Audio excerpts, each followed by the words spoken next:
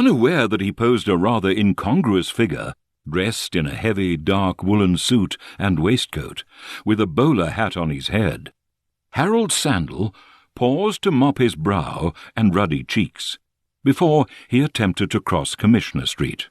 He reflected that although he had lived in Johannesburg for 3 years, he was still not used to the severity of the South African climate, and sometimes thought wistfully of grey and misty days in England. His lips pursed slightly as he mopped the back of his neck, and he winced slightly.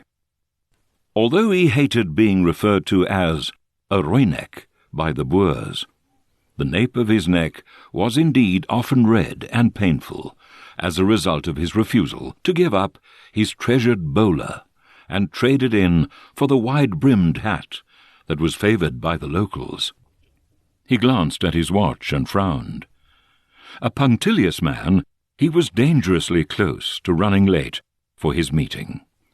He stepped off the pavement and almost instantly collided with a labourer struggling to offload a huge sack of mealies from a flat-topped wagon. He ignored the profuse apologies offered and hurried on.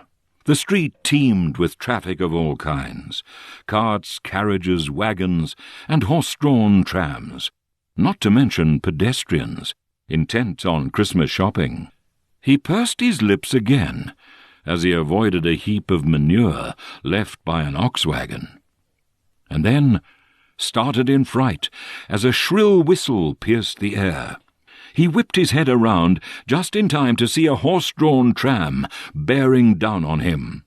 The tram driver, standing up out of his seat, was gesturing wildly at him. "Oi, cop out of the bloody way!" he shouted angrily in a distinctive Cockney accent.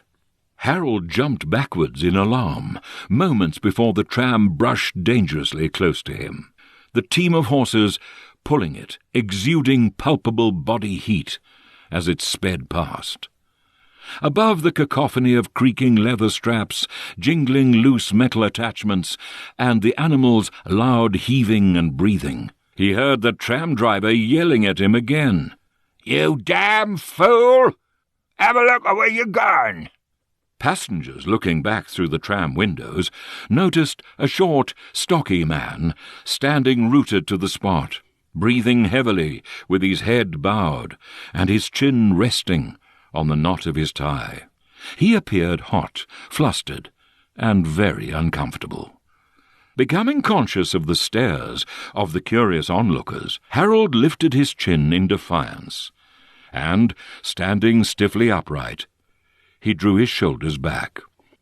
Despite the impractical nature of his clothing for the weather, thought his observers, the man was undeniably well-dressed and rather stately-looking. Long sideburns widened as they stretched down to his jawline, but he was otherwise clean-shaven, unlike the majority of men in Johannesburg, whose faces bore moustaches, and in some cases heavy beards. His stance portrayed a figure of power, even if the picture was somewhat spoilt by his protruding stomach, straining against his waistcoat buttons.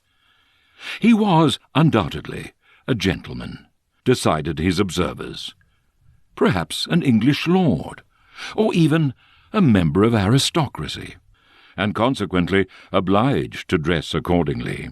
Harold, still stunned from his close encounter, remained rooted to the spot while he attempted to catch his breath. He felt immense relief at his narrow escape from a potentially disastrous accident.